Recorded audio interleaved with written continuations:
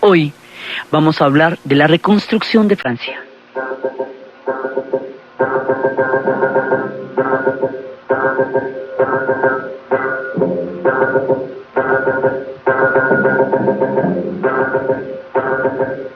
Et maintenant,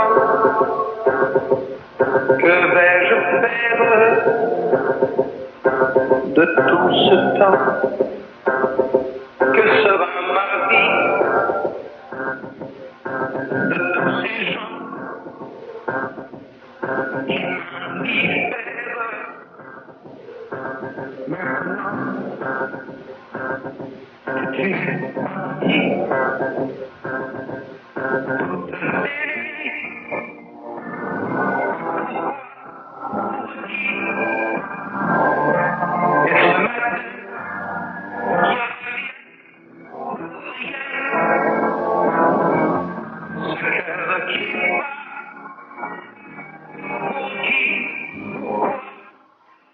El caso de Francia tiene una serie de particularidades en su reconstrucción. Habíamos dejado en nuestro relato a los franceses en el instante de la liberación de París, tratando de formar un gobierno inmediato para evitar que fueran tratados como país ocupado. Ya hemos visto lo que pasa cuando a usted lo tratan como un país ocupado o cuando lo tratan como un país vencido. Francia no lo fue. Francia no es un país vencido porque ella no era, a diferencia de Italia, Alemania y Japón, parte del Tercer Reich, sino de los aliados. Entonces, en principio, toda la destreza de Gaulle es el que logra que a Francia se le dé un tratamiento decoroso. O sea, Francia lo que necesita es que la traten como una potencia de las vencedoras, de los que ganaron, con prebendas y privilegios, como Dios manda, que no me la vayan a tratar por ahí de cualquier manera, porque ella es la France, la gran Francia. Entonces lo que De Gaulle hace, en un principio, es toda la estrategia para asegurarse de que esto sea así, de esta manera. Entonces, lo primero que él hace es condicionar la invasión a Normandía, es asegurar que sea él el primero en entrar al París liberado, que en el momento en que se produzca la invasión a Normandía, se forme inmediatamente un gobierno provisional en París, para que cuando lleguen todo el desembarco de tropas, ya los franceses tengan un gobierno autónomo. Hemos visto por qué esto es tan importante, porque es que si usted no tiene su gobierno listo y no tiene una representación, pues lo tratan como país ocupado, lo invaden y le asignan un gobierno provisional que sea parte de las tropas aliadas. Eso era lo que De Gaulle quería evitar a toda costa.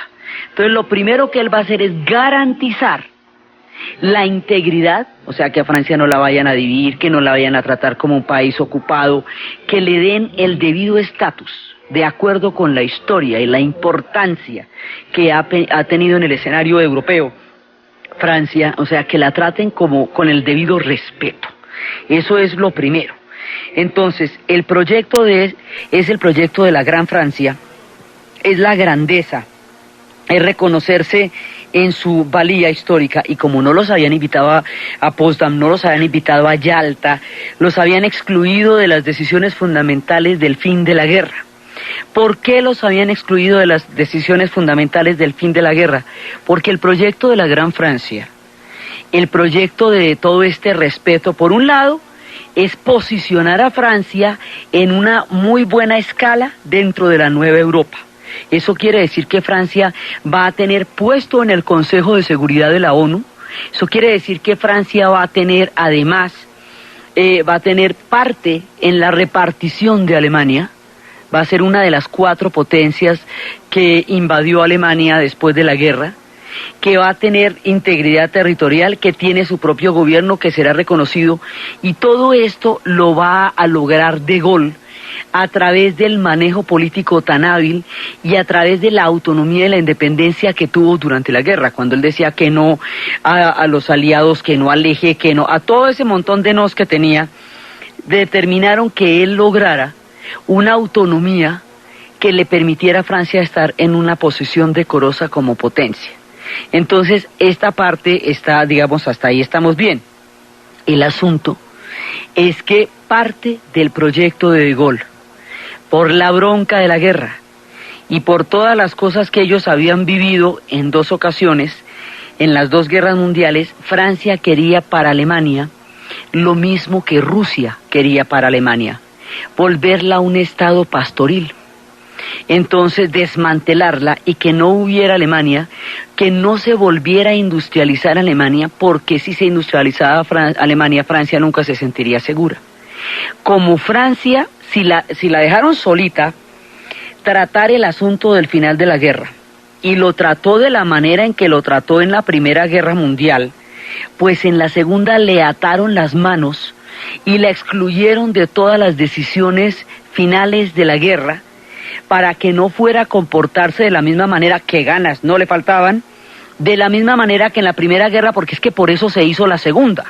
Entonces dijimos, no. Una cosa es que usted tenga el lugar y el privilegio que le corresponde dentro del marco de la historia europea, y otra que le dejemos las manos libres para que vuelva otra vez en ensarte a los alemanes y en 20 años estemos quién sabe cómo. No, señora, eso sí no. O sea, una cosa es lo suyo como país, todo respeto, pero la decisión de Alemania sencillamente no se la dejamos a usted ni oler. Entonces Francia estuvo excluida de todo.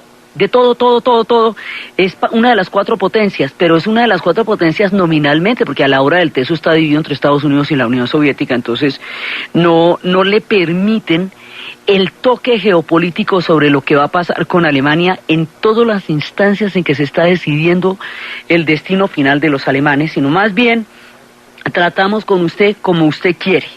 Entonces, efectivamente, la reconocen como potencia, el puesto de seguridad en la ONU, la reconocen como un país aliado, vencedor, ganador. Entonces, Francia quiere recuperar esa grandeza perdida, que ha sido profundamente humillada por la invasión alemana, y quiere recuperar eso, y la figura de Gaulle es la que simboliza esa nueva Francia. Esto tiene un problema también, y es que se aferran a las colonias.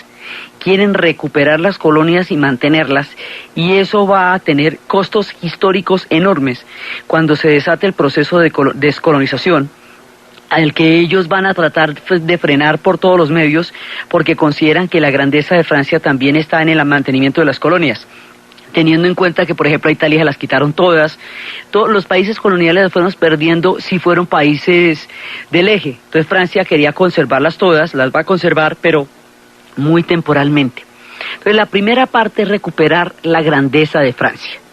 De eso se encarga de Gaulle, y en esa medida él es un personaje importantísimo, no solamente por la resistencia, sino por su papel en el reposicionamiento de Francia después del colapso de la Segunda Guerra Mundial. O sea, el hombre que logra salvar la patria en el sentido estricto de la palabra, ya no de los alemanes, de quien también lo salvó con la resistencia, sino de los aliados y de los manejos que los aliados puedan hacer en un momento dado de la Francia expuesta ahorita y dividida, es de Gaulle. Entonces, hasta ahí va una parte. Pero hay otra parte. Resulta que una parte importante, un grupo fundamental de Francia, se plegó a los alemanes con Pétain, la Francia de Vichy. Al plegarse a los alemanes, al negociar con ellos, al colaborar con ellos, una parte porque era la ultraderecha fascista que también habitaba en Francia y que estaba ideológicamente de acuerdo con el Tercer Reich, y inmediatamente se empoderó del gobierno de Vichy. Otros porque se acomodaron, lo mismo que el conformista se nos acomodaba en la Italia, pues hubo aquí también un poco gente que se acomodó al sol que más calentaba, y el sol que más calentaba en ese momento era el Tercer Reich. Y hubo otra Francia que es la que resiste, que es la que va a encabezar de Gaulle. Esta división va a ser dramática y profunda, porque no va a haber excusa después para el colaboracionismo. Entonces esto va a pasar desde las ejecuciones sumarias en miles. Cualquier cantidad de gente fue ejecutada por las calles después de haber colaborado, acusada de haber colaborado con los alemanes. Y había otro gesto que era aterrador. Las mujeres que se acostaron con los alemanes las rapaban. y al exhibirlas sin pelo por las calles era una manera de humillarlas públicamente en el escarnio, y esto era una cosa terrible también. Hay una foto de Robert Capra de una mujer rapada, con un bebé en las manos, caminando por las calles mientras todo el mundo la escupía. Entonces hay una parte, digamos, aterradora, y es la profunda división que queda dentro de la sociedad francesa en torno al tema de quiénes colaboraron y quiénes no colaboraron. Esta herida todavía sangra, digamos. Esto no es una cosa que se pueda mencionar en una conversación, en una mesa, en una familia en Francia. Eso quedó, digamos, como una grieta profunda en el corazón de la política francesa. Lo pudieron resolver temporalmente en la medida en que los colaboradores se fueron para Argelia. Las colonias, habíamos visto, eran válvulas de escape de los países europeos, a través de las cuales resolvían los conflictos internos, exilando una parte de la población hacia las colonias, donde tranquilamente pasaban sus días. Entonces la mayoría de esta ultraderecha silenciosa, que queda bastante resquebrajada después de la pérdida de la guerra, se va a refugiar en Argelia. Eso va a complicar las cosas en el mediano plazo. En el corto plazo no. En el corto plazo se vuelve una solución así de afán, pero más adelante esto va a ser un complique. Entonces, aquí va a haber una pregunta: ¿por qué colaboramos? O sea, ¿por qué hubo gente que colaboró y por qué hubo gente que decidió que sí obedecía las órdenes de los nazis? ¿Y por qué la deportación masiva de judíos en Francia, donde no hubo ningún problema en deportar cualquier cantidad de judíos?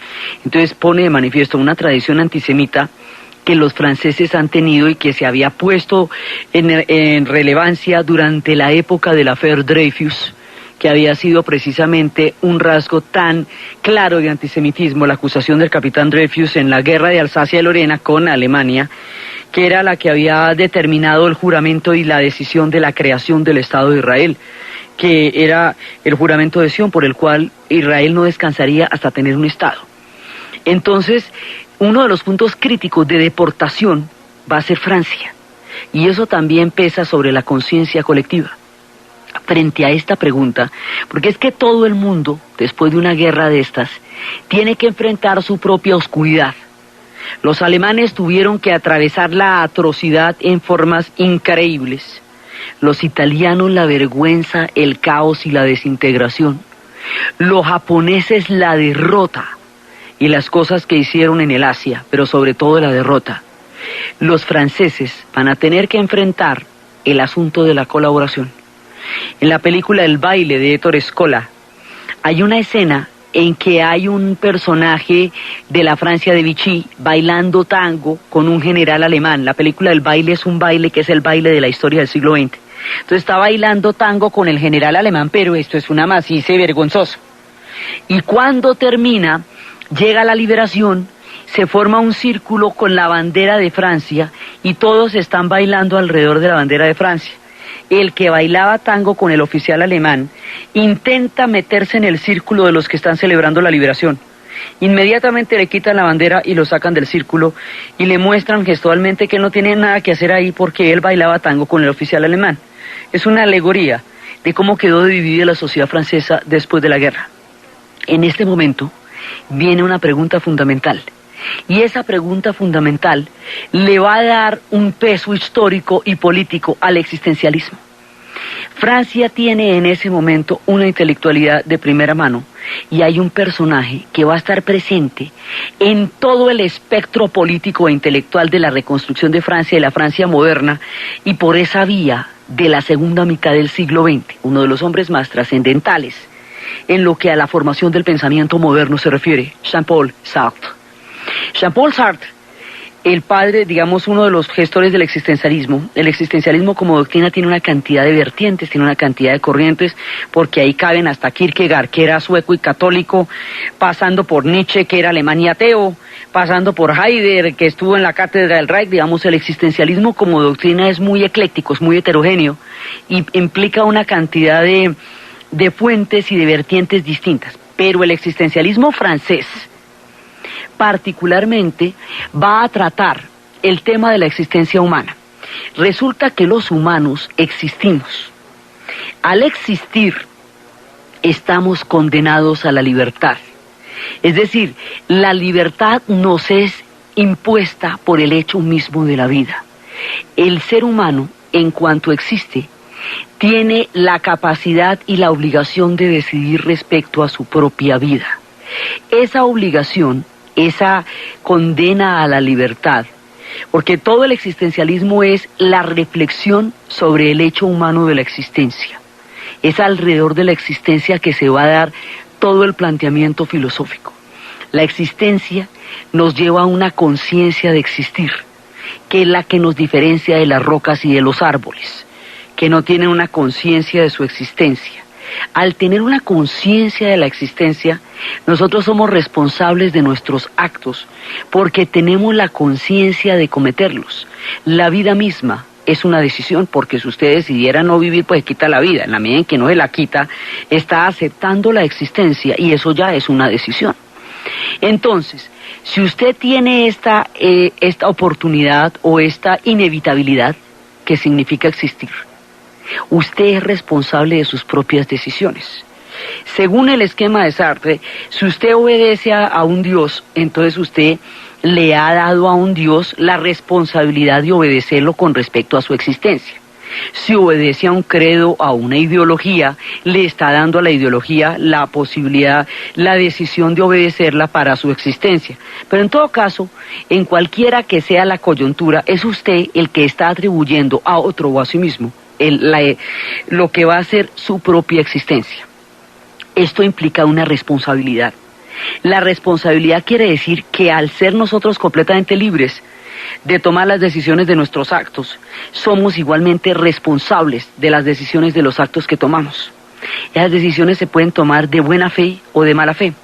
De buena fe en el sentido en que haya una honestidad profunda con respecto a la coherencia de mis propios actos con mi propio pensamiento, o que esos actos estén mediados por una serie de intereses que muchas veces en contra de mi propia conciencia hagan a mi conveniencia.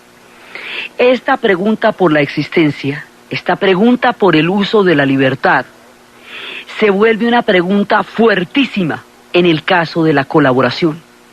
Porque si somos responsables de nuestra existencia y si somos realmente conscientes de nuestros actos, colaborar fue una decisión. Y el que decide colaborar es un responsable pleno de ese acto de colaboración. Por lo tanto, filosóficamente nadie queda exonerado de nada por las decisiones que se tomaron. Sartre mismo fue un prisionero en una prisión, en un Stalag, que era como se llamaban las barracas, en una prisión alemana durante la guerra. Se escapó de la prisión alemana, se metió a la resistencia, integró la resistencia y luego el espectro político de su tiempo. O sea, Sartre eligió no colaborar, eligió no plegarse, eligió escaparse, eligió resistir. El haber tomado esas decisiones tan costosas como la vida misma, le prueba en su propia carne que él es un tipo capaz de elegir la existencia que quiere. Y en esa medida exige por lo menos lo mismo del pueblo francés. Entonces, el asunto del existencialismo también tiene que ver con de qué lado estuvo usted cuando el sol calentó del lado del Tercer Reich. De aquí en adelante, Jean-Paul Sartre va a ser un tipo completamente honesto y consecuente con sus posiciones políticas. Desde el existencialismo, pasando por el comunismo cuando lo fue, cuando empezaron los juicios de Stalin y la confesión y todo eso, él sintió que él ya no era partidario de esa forma de persecución de la libertad y se retira. Él va a tomar las decisiones que toquen, le cueste lo que le cueste a su prestigio, al partido, a quien quiera que lo haya tomado como adalid, porque ante todo, nunca, jamás, renunció a la responsabilidad individual de sus propias decisiones, y en esa medida fue un ser honesto de principio a fin. Hasta los 92 años formó parte del Tribunal Russell, tratando de esclarecer los crímenes cometidos durante la guerra del Vietnam por los Estados Unidos. O sea, él siempre estuvo del lado que él consideraba que estaba la libertad en todo su sentido. Tuvo una compañera que es fundamental también, que es Simone de Beauvoir. La conoce en la universidad, ellos van a durar juntos toda la vida. Y a lo largo de su tiempo van a tener otras parejas, van a tener una cantidad de experimentos y van a durar juntos toda la vida. Los dos existencialistas que ninguno creía en la viabilidad de las relaciones lograron una que les duró para siempre, cosa que los más románticos no logran. Estos que no creían en nada sí lograron vivir juntos. Simone de Beauvoir empezará a trabajar lo que se llama el segundo sexo y es uno de los pilares históricos de la revisión del concepto de la mujer en Occidente, de lo que se va a conocer como el feminismo, y es uno de los personajes preponderantes dentro de la intelectualidad francesa. Entonces hay un grupo de intelectuales reflexionando sobre el hecho mismo de lo que Francia ha vivido, por la misma razón que los alemanes reflexionan por qué se metieron en una guerra tan espantosa. Los franceses se preguntan por qué tanta gente colaboró. Más adelante De Gaulle montará el mito de la resistencia como una situación de todo un pueblo que le va a dar un aval político muy grande.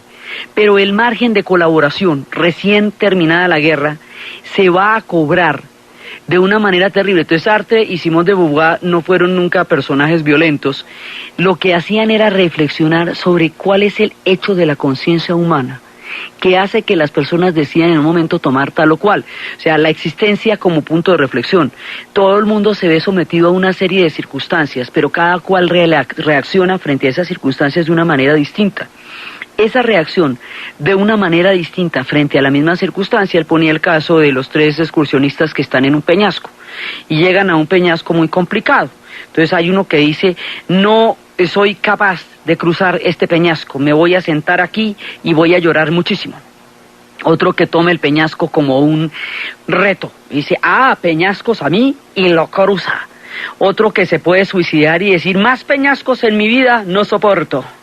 Entonces la idea es que cada uno frente a la misma circunstancia toma decisiones diferentes por la responsabilidad que cabe a cada uno en el hecho de la libertad. Por eso decía, nunca fuimos más libres que durante la ocupación alemana, porque fue ahí cuando la libertad, que es uno de los pilares de toda la formación histórica de Francia, a partir de la Ilustración, tiene su verdadera prueba. Ahí se probó la libertad de los franceses, y eso es lo que en la filosofía y en la política Sartre va a señalar de una manera incisiva durante este periodo. Entonces, en ese momento se va a conformar, hay un punto en que De Gaulle va a intentar crear un gobierno, pero hay 3 partidos que son los antifascistas. Un partido es el Partido Comunista, otro es el Partido Socialista y el otro es el Partido de la Democracia Cristiana. De Gaulle quiere gobernar completa y totalmente sin darle la cuota de participación política a los otros 2 partidos, ni a los comunistas ni a los socialistas. Entonces le dicen, no se va a poder, porque usted no puede gobernar de manera absoluta, no es que todos peleamos y todos ganamos la guerra aquí, estos tenemos que establecer una cuota de poder. Entonces en ese momento De Gaulle renuncia, porque su proyecto no admite coaliciones ni tratos de ninguna manera con nadie. Él quiere el control completo sobre la asamblea. Los comunistas, a su vez, tienen una fuerte relación con los soviéticos, pero Francia quedó del lado de la servilleta de Churchill.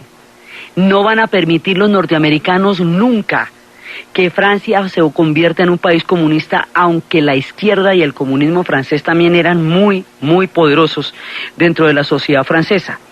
Eso no va a ser viable.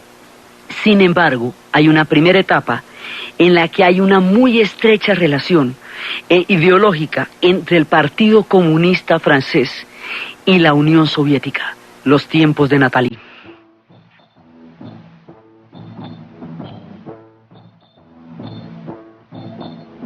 L'abrazo était vide. Devant l'enfer Nathalie, il avait un joli nom, guide, Nathalie. Elle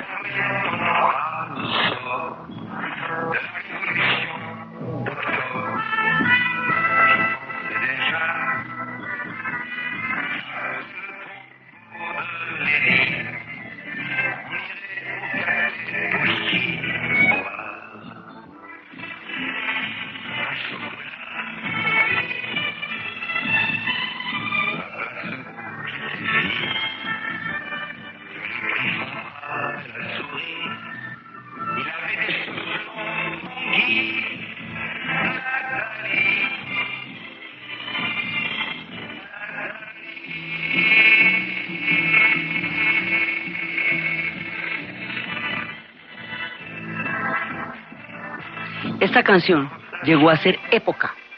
Fue toda una inspiración y era la historia de este francés que va y conoce a una guía en Rusia, en Moscú, que es Nathalie, y que tiene el pelo rubio y que le habla en francés muy sobrio sobre la Revolución de Octubre, y que iban a la tumba de Lenin y luego iban a tomarse un chocolate en el Café Pushkin y que luego iban a la pieza de la universidad donde un grupo de estudiantes lo esperaba impaciente y que habían reído y de todo habían hablado y que Nathalie traducía.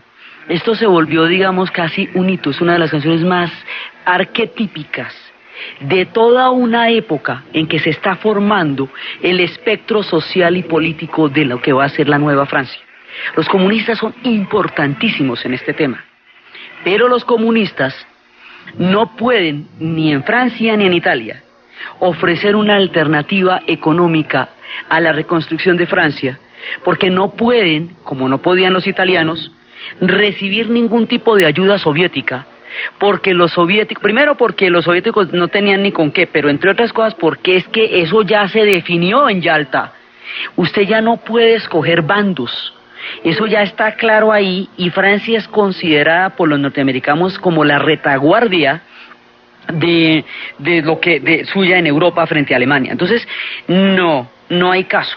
Entonces los comunistas tampoco se van a poder tomar el poder, como no lo pudieron hacer en Italia, y se va a ver todo un esquema. Además, después, cuando empiecen los juicios estalinistas, cuando empiece la denuncia sobre todo las purgas en la Unión Soviética, la película para esto se llama La Confesión de Costa Gavras. Es una película, Costa Gavras es un director griego, y Montand va a ser como el hombre de la izquierda que va a ocupar un lugar importantísimo de la vanguardia en el cine, y es una crítica a todo lo que significó en un momento dado estos procesos hechizos de purgas dentro del estalinismo en la Unión Soviética. Entonces, eso va a presentar unas rupturas muy grandes en Francia, primero por lo que va a ser el aplastamiento de la rebelión de Hungría en el 56, y finalmente cuando vaya a ser la entrada de los tanques a Praga en 1968. Cuando eso suceda, Sartre deslindará sus vínculos con la Unión Soviética porque no va a estar de acuerdo en conciencia con esos actos. Entonces, este espectro es importantísimo, pero no resuelve el problema económico. Al no resolver el problema económico, no puede pasar de ser una postura ideológica y no puede pasar de ser una postura política, pero no más, porque no está en sus manos la reconstrucción de Francia. ¿En manos de quién está la reconstrucción de Francia? En manos de la democracia cristiana, lo mismo que en Italia. Pero aquí hay una variante fundamental. Hay un personaje que se llama Jean Monnet. Ese personaje que se llama Jean Monnet tuvo una idea sobre cómo iba a reconstruir a Francia, cómo la iba a industrializar, cómo la iba a sacar adelante, y cuando tenía su plan bien armadito, bien precioso y bien divino en la cabeza, para que vean que ningún proyecto es en vano, el hombre la tenía clara sobre cómo iba a sacar adelante a su país. Cuando la tiene clarísima, le llega el billete del plan Marshall, como anillo al dedo, la maravilla. Entonces el tipo le entra el billete y sabe exactamente qué es lo que va a hacer con ese billete y cómo va a sacar a Francia adelante. Y Francia sale en mucho mejores condiciones de las que va a salir Alemania, que llegó al fondo, Italia, que salió muy mal librada, Japón, que ni hablar del peluquín. Francia no la destruyeron tanto, ni le tocaron los bombardeos tan horribles. Inclusive Francia está en mucho mejores condiciones que Inglaterra, porque Inglaterra está exhausta. El esfuerzo que hizo Inglaterra para aguantar antes de que entraran los Estados Unidos fue supremo. Entonces Inglaterra está muy golpeada. Se va a demorar bastante reconstruir. Francia no. Francia no está así de golpeada. Francia no recibió el impacto, digamos, el impacto de la guerra en Francia es político, a nivel de la sociedad, pero no es un impacto físico, como sí lo es para Inglaterra, para Alemania, para Italia misma y para Japón. Entonces, parte de un mucho mejor punto. Luego su recuperación va a ser bastante más acelerada, y aquí es donde se va a tomar la decisión. Jean Monnet junto con un ministro de Relaciones Exteriores que es el personaje más importante, Schuman. Monet y Schuman son los arquetipos, son los artífices, son los autores del plan del pacto del carbón y del acero. Ellos son los primeros en concebir la idea y van a tener de socio a uno de los hombres grandes que ha dado Alemania en el siglo, grandes, Konrad Adenauer, el reconstructor de Alemania, el presidente de la República Federal Alemana. Entonces se van a sentar los tres y se van a hacer la pregunta del millón. ¿Por qué era que nos matábamos? Por Alsacia y Lorena. Y allá que hay carbón y acero. Y entonces, ¿qué vamos a hacer? Un pacto. ¿Para qué? Para no matarnos. Entonces la idea de Monet era, sus palabras son las siguientes: era crear un abrazo tan fuerte entre Alemania y Francia que ninguna de las dos se pudiera distanciar lo suficiente para volverse a agredir. Esa era la curiosidad, porque siempre se mataban y ya no más. O sea, 2 guerras mundiales tienen que ser suficientes para resolver la cuestión entre los franceses y los alemanes, porque eso ya se está poniendo muy costoso y se pasó de castaño. Entonces ahora vamos a hacer un pacto con los meros alemanes en el 51, humeando todavía las heridas de la guerra, para ponerle fin a la cuestión de Alsacia y Lorena, que ya está cansoncísima, porque desde la batalla de Sedan, el Tratado de Versalles, la invasión del Tercer Reich, y después, al final de la guerra, entonces vamos a poner esto en la mitad, eso es 10, y de ahí en adelante vamos a repartirnos el carbón y el acero, y vamos a empezar a crear un tren de Europa. Ellos no van a seguir el tren de Europa como los italianos, ellos crean el tren de Europa. Esta Europa que despega hacia la Unión Europea despega de aquí. Por eso la plazoleta más importante de la representación de la Unión Europea en Bruselas se llama Schuman, y la estación más grandota Schuman, porque ellos son los artífices del proyecto que hoy históricamente es la alternativa geopolítica del continente europeo. Y lo hacen durante la posguerra, cuando las cosas están todavía calientes, ahí es cuando lo hacen. En esta medida, De Gaulle no cabía en la perspectiva de este proyecto. De Gaulle, al ver que no le van a dar todas las posibilidades de poder que él pide, dimite. Dice, no, si no es como yo quiero jugar, no juego. De Gaulle dimite. Al dimitir De Gaulle y al crear un gobierno de coalición, entonces triunfa la otra iniciativa, que es la de Monet y la de Schuman, que es meterse en crear la Unión Europea, y de esa manera se renuncia a la idea que tenían de volver a Alemania un estado pastoril. Renuncian a la idea que también tenían los soviéticos de desbaratar a Alemania y no volver a hacer nada, no volverla a dejar surgir. En cambio deciden hacerla su socia principal, su llave, su mancorna en el proyecto de la Unión Europea, para que ustedes vean cómo la historia puede cambiar sus rumbos en un momento dado. Esto no hubiera podido ser posible durante ningún gobierno de Gaulle, digamos, como estaban planteadas las cosas. Pero esto es lo que le da la viabilidad a la Unión Europea, y a esto se le suma el Plan Marshall. Dentro del Plan Marshall, Alemania se está viendo como un país aliado frente a la Guerra Fría, porque ahora el enemigo es la Unión Soviética. Entonces necesitan Alemania, la necesitan para la reconstrucción, la necesitan de aliada en la Guerra Fría, la necesitan industrializada, la necesitan fuerte y la necesitan resurgiendo. Ya sabemos que no tienen ejército ni armamento ni nada de eso, pero sí la necesitan gordita para ser socia de ellos. Entonces aquí confluyen 3 vertientes: el Plan Marshall, que condiciona la ayuda, obviamente, a que no haya comunistas, porque es antisoviético, que les da la viabilidad para la Europa y que los hermana con los alemanes en el proceso de la reconstrucción, a los más grandes enemigos, y que les da una salida rápida en la historia para la reactivación y la industrialización de los franceses. Entonces, dentro de estas coordenadas, estando el Plan Marshall, la Unión Europea y el Pacto del Carbón y del Acero como marcos de referencia del nuevo rumbo de Francia, y estando los comunistas como una postura puramente ideológica porque no pueden decidir en realidad nada, en la medida en que ellos no tienen una alternativa económica y la democracia cristiana sí la sigue y sí la tiene. En esa medida es este y no otro, ni es el rumbo de la gran Francia de Gaulle, digamos, que implicaría la destrucción de Alemania, ni es el rumbo de la sovietización de Francia, que implicaría una tendencia hacia la URSS, cosa que era imposible desde que eso estaba acordado en Yalta, sino es el rumbo de Europa, y es por la vía de los norteamericanos y del dinero, de la enorme financiación que va a significar la inversión de Estados Unidos en la reconstrucción de Europa.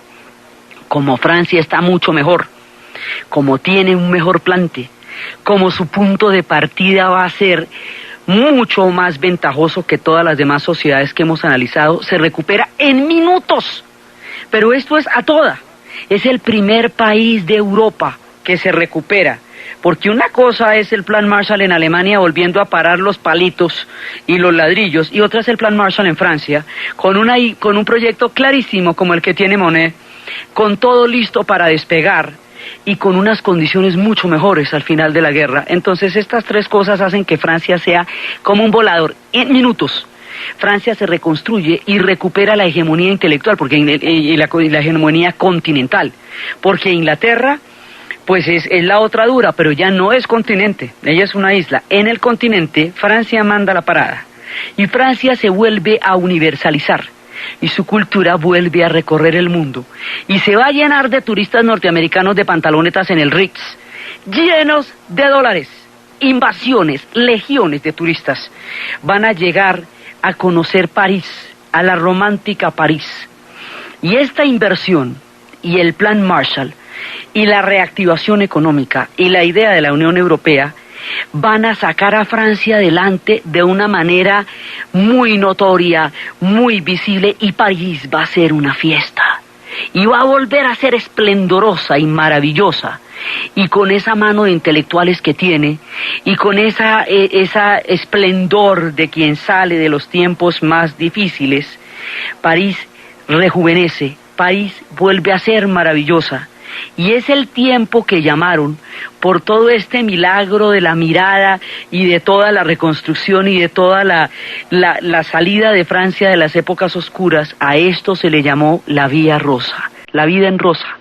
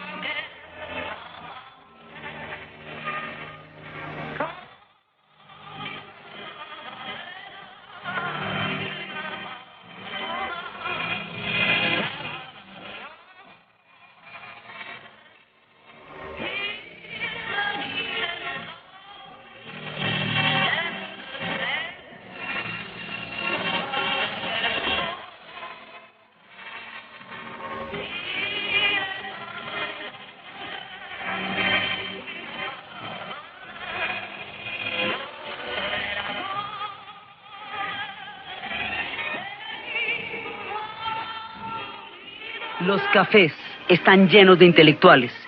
Sartre, Camus, Albert Camus, otro de los grandes del existencialismo, el del extranjero, Simone de Beauvoir, todos ellos se pueden encontrar tomando café en Saint-Germain-du-Pré.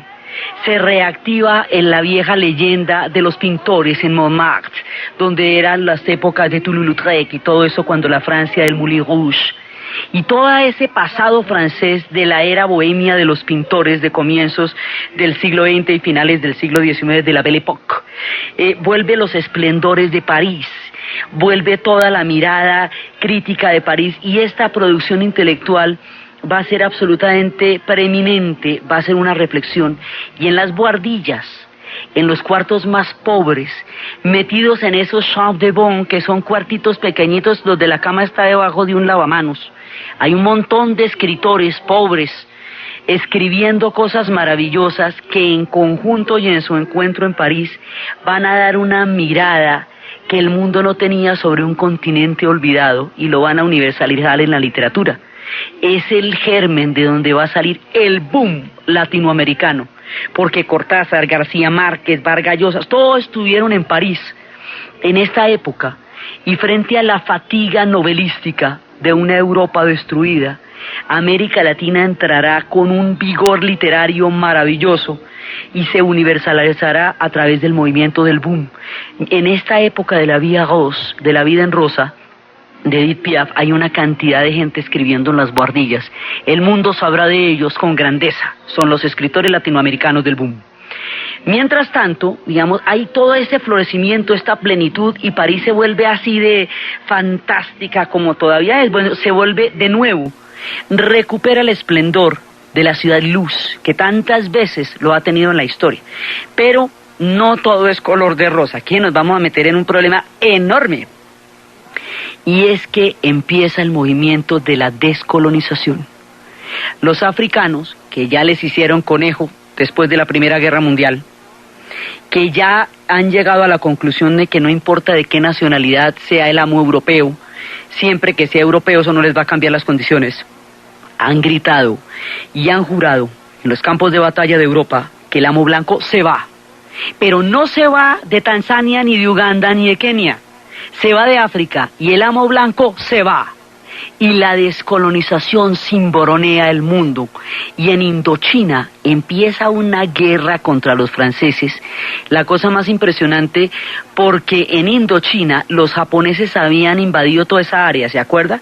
Al derrotar a los japoneses y sacar a los ejércitos de tierra, los franceses vuelven a entrar a Vietnam. En Vietnam está la guerrilla de Ho Chi Minh, los Viet Minh, organizados contra los japoneses, pero ahora llegan los franceses y los van a coger calienticos. Ahora llegaron los franceses, hagámosle pues, y los van a sacar a través de una estrepitosísima derrota en la batalla de Dien Bien Phu en el 51, tan estrepitosa, tan aparatosa, tan terrible, que no pudiendo salir ni siquiera del barro, ya que no digamos de Vietnam, los franceses le van a pedir a los norteamericanos que los apoyen y los ayuden en la salida de Vietnam. Y esa va a ser una de las justificaciones por las cuales los norteamericanos van a entrar en Vietnam a partir del 54 como asesores militares, ayudando a salir a los franceses de allá. La otra es el régimen político de Nguyen Diem, que los llama para que lo apoyen en Vietnam del Sur, pero fundamentalmente Francia da digamos, la posibilidad geopolítica de que los Estados Unidos se meta en Vietnam cuando necesita tener un punto de apoyo en el Asia ante el triunfo de la Revolución China y ante la descolonización de todo el sudeste asiático. Se apoyará en Japón, como ya lo vimos, como país aliado, y se va a apoyar en Vietnam, va a utilizar a Vietnam como un punto de la política de contención, y esto se va a hacer porque los franceses le piden que entren allá. Destrozado el ejército colonial en Indochina, entonces estalla la guerra en Argelia. La legión extranjera, Bogest, va a entrar en son las tropas coloniales. Entonces es que el colonialismo francés es enorme. Ellos están en Siria y están en Líbano. Inglaterra les ha dicho que hay que salirse de Siria porque después de la creación del Estado de Israel en 1948 hay tal inestabilidad en la zona que el régimen colonial tiene que retirarse, no es sostenible más. Pero ellos se aferran a las colonias porque el proyecto de la Gran Francia para ellos es la recuperación de la grandeza perdida.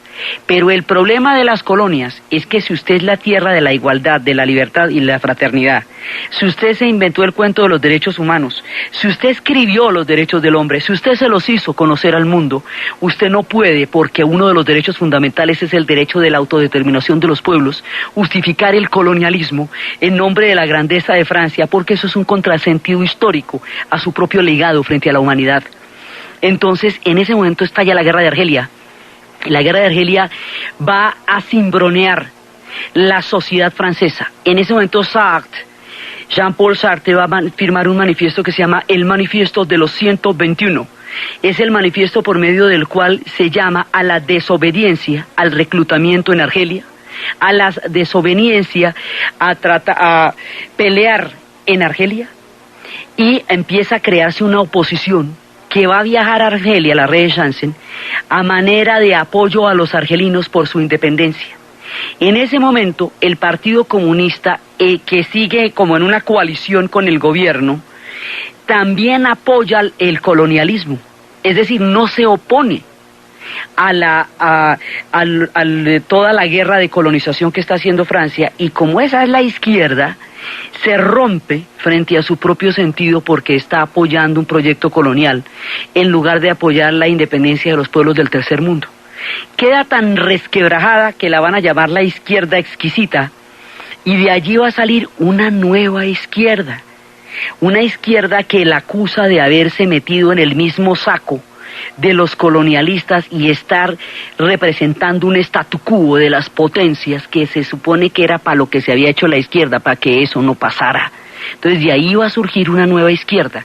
El conflicto de Argelia va a ser de marca mayor, porque el conflicto de Argelia supone que los franceses argelinos, que llevan más de 3 generaciones en Argelia, algunos no han ido ni siquiera a París, llamados durante la guerra pies negros por las botas que tienen, esos franceses argelinos van a luchar a muerte por Argelia. La Algérie c'est la France, consideran ellos, que Argelia es la Francia, porque no tienen, ellos regresarían a Francia con una mano adelante y la otra atrás.